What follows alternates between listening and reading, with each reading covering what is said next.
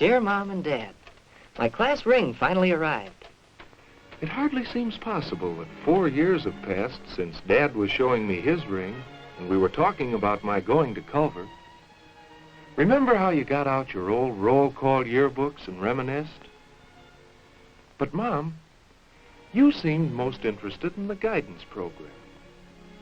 You said you felt much better about my going away to school for 4 years when you learned that specially trained counselors are in charge of small groups of cadets and that they keep in constant touch with each fellow and regularly inform his folks of his progress. And then, Dad, you pointed out how Culver emphasizes preparation for the future. Education for responsibility, you called it. I'm sure I didn't understand what it was all about then. But I do know that the thing that really caught my eye was the athletic program. No matter what sport a fellow was interested in, he'd find it at Culver. That was 4 years ago. And now, I'm writing my last letter before graduation. I'll never forget my first day at Culver. After I said goodbye to you, I thought maybe I was going to be lonesome, but I didn't get a chance. My counselor introduced me to my roommate, Dave, who's been my best friend all through Culver. We hit it off right away. We were glad that the older fellows, old men as we call them, wouldn't arrive for another week. It gave us a chance to learn our way around. Maxencucky. It's a big lake, 2,000 acres, and a beautiful. There are many shady walks and lots of trees. You feel as though you had plenty of space to move around in. The buildings were built to last, with equipment. For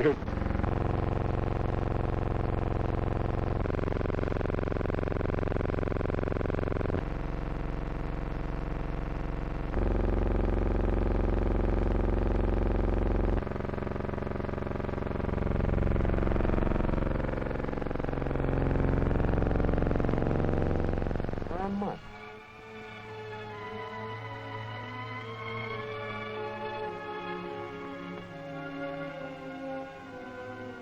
By the end of that first week, we knew our way around pretty well.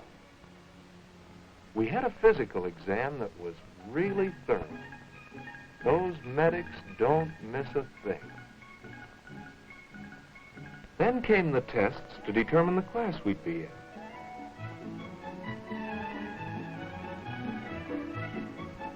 Next came the interview with my counselor. We talked about the things I liked to do and even the college I might go to. He showed me some of the records Culver keeps on every cadet. As he put it, this record follows the cadet through all 4 years at Culver. Everything he does. In class, on the athletic field, and in his relationship with his instructors, his counselors, and of course with his fellow cadets is noted on the general record. It shows when a cadet is weak in some particular subject and needs helpful guidance. Suppose, for example, he's getting low grades in mathematics, and the instructor and counselor discuss the situation and analyze the cadet's study habits. They agree that supervised study is needed until he masters his problem. But a cadet is never permitted to just get by in a class, especially if the subject is an easy one for him. In such cases, he is given special projects to stimulate his thinking. For example, a cadet who excels in English might do a research project in 19th century music, while his class is studying Victorian literature. Then he would take over the class for a period, illustrating the importance of other arts and cultures related to the main course. Naturally, this develops the cadet's initiative, maintains his interest, and broadens his knowledge as well.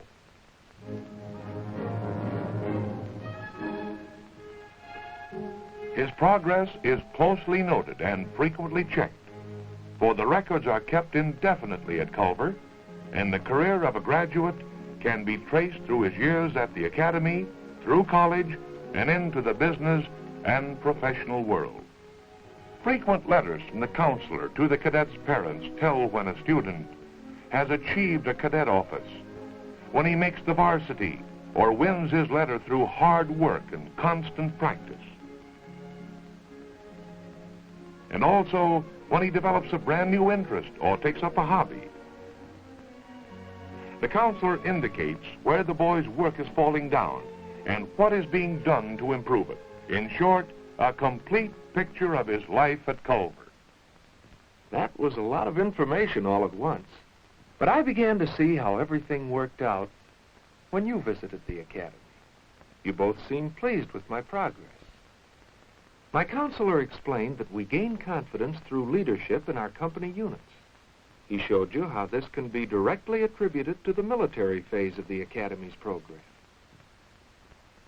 Throughout the year, each cadet takes over certain duties and assumes responsibilities. Mom mentioned that my manners had improved and that I'd never been so faithful about writing home. I remember once trying to tell you what a typical day at Culver was like.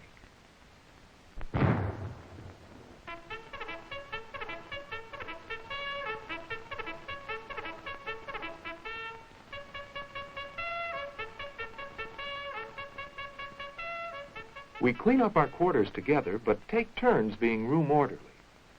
For the week he's on duty, the cadet orderly is responsible for seeing that the clothes are hung up correctly, that books are arranged, shelves dusted, and that everything in the room is clean and neat and in its proper place. Then, after our rooms are straightened, we fall in by companies and are personally inspected by cadet officers before every meal. We march into the mess hall, and all of us have wonderful appetites at every meal. Mom, how would you like to prepare 3 meals a day for this bunch? It's quite an order. But Culver's trained staff has it figured out to a T.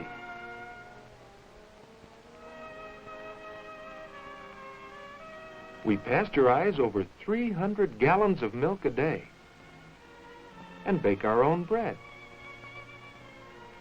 There's a whole room for making salads. We get lots of fresh vegetables, hot soup, and plenty of meat. Chow time is always welcome. As a matter of fact, it makes me hungry just to write about it. After breakfast, we have 3/4 of an hour to finish up our lessons, prepare for the day's classes, or ask for help from our instructors. One of my favorite classes comes first thing in the morning, biology.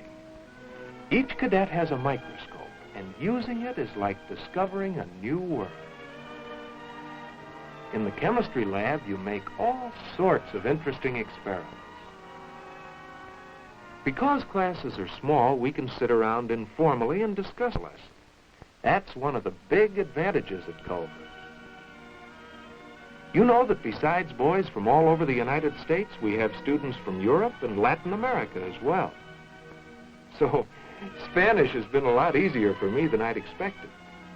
My friend Manuel lets me practice my verb conjugations on him between classes. In the afternoon, I report to the riding room. Our whole outfit is working hard to qualify for the Black Horse Troop and to win our silver collar insignia. This famous Black Horse Troop has acted as escort to famous personages on many historic occasions. We're instructed in saddling our mounts and in jumping technique. The more advanced cadets take up schooling, and some go in for polo. And once we make the Black Horse Troop, we try to qualify for the Lancer platoon. Other cadets specialize in field artillery. They try for their Culver battery insignia and to earn a spot on the 4-gun drill team. Some fellows take engines apart and learn all about motors. The fellows in the band earn their Culver musician emblems.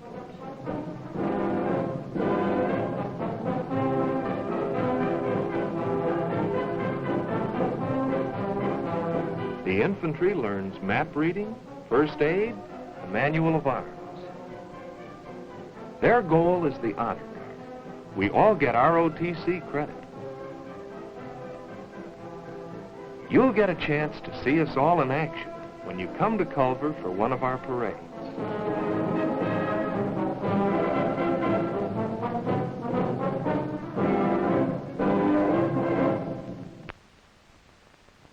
In the late afternoon, many of the fellows work out in the gym or go for a swim in our wonderful pool. None of us ever seem to tire of that place. One whole side of the pool is shallow for those who can't swim. But under supervision, we all seem to learn quickly. Some of the Midwest meets are held here, and the Culver team usually makes a pretty good show.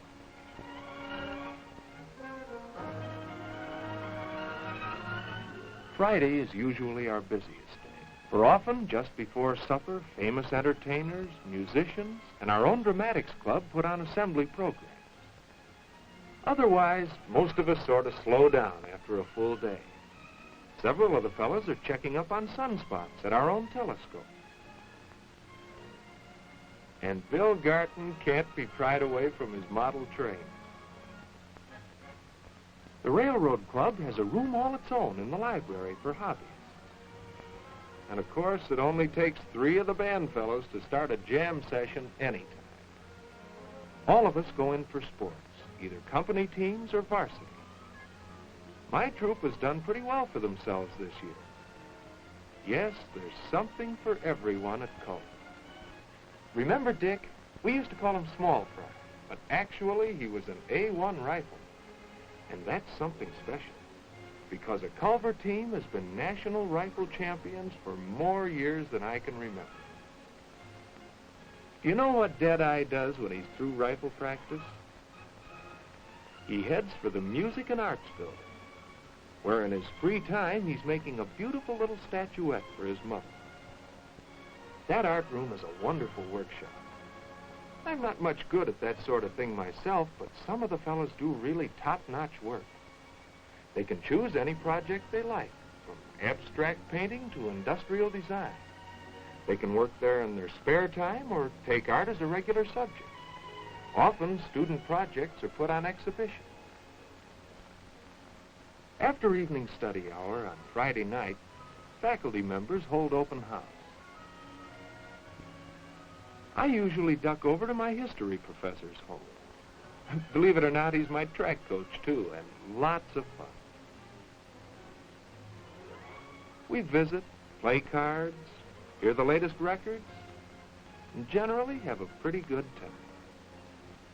The faculty is certainly versatile, and you feel you really get to know an instructor when he lectures on geometry in one period, and a few minutes later throws as nice a forward pass as you'd want to see.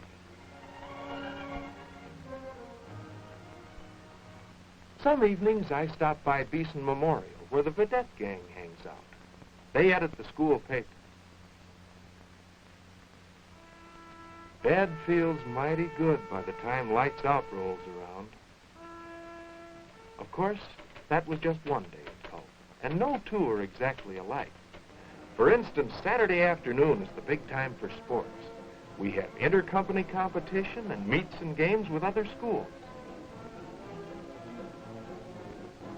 And every Saturday night, there's a movie. On Sunday, we all go to non-sectarian chapel services. Every cadet's individual belief and faith is respected, however, and there are special services at the academy for those who wish to attend. The rest of Sunday is spent in relaxation and recreation, playing golf on our own golf course. Or a few sets of tennis. We visit with friends and relatives, do just whatever we like. School days are full of so many things to do and see that a letter can only give you an idea of what it's like. Of course, we're here to learn, so we study hard, often in the Memorial Library, where there are plenty of comfortable places to do our homework and stacks of books to browse through for leisure reading. And there's always help if you get stuck looking up a reference. The Culver Covenant is there. That's the document in which the Culver family set up the Culver Educational Foundation to administer the academy as a non-profit school for boys. We're a pretty healthy bunch, and the doctors and nurses see that we stay that way. I haven't seen too much of the health center, but the equipment there is the most modern kind you can get. There are several dances each year, but the biggest and most important one is the commencement ball.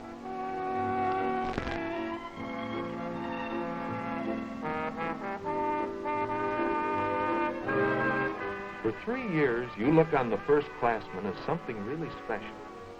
And one day, you wear the coveted white stripes, provided you've maintained high standards throughout. Beeson Hall, the first-class club, is open to you.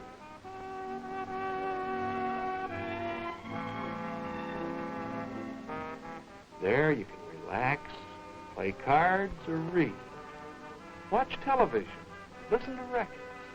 But even though that last year is fun, it means boning hard to graduate with honors or to win a commencement award. Well, I'll be looking for you, Mom and Dad, next week at my graduation.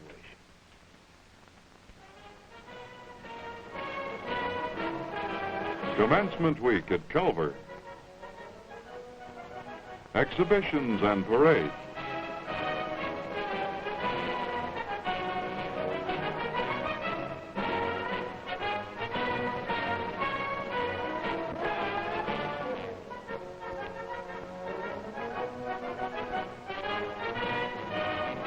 Awards for scholarship, leadership, and athletics.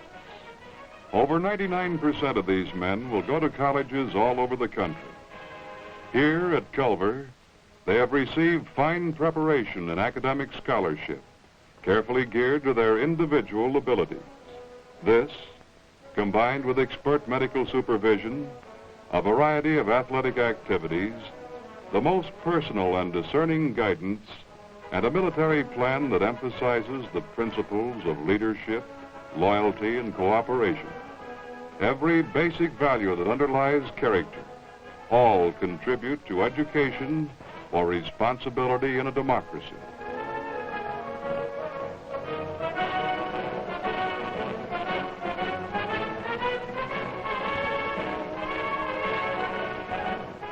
Here in the heart of America, guided by experienced instructors and counselors, young minds and bodies mature, and boys are prepared for college and for the future.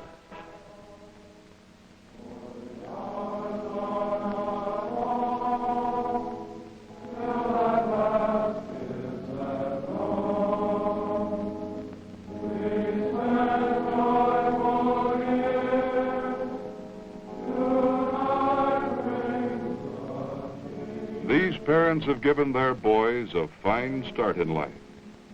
They sent their sons to Culver.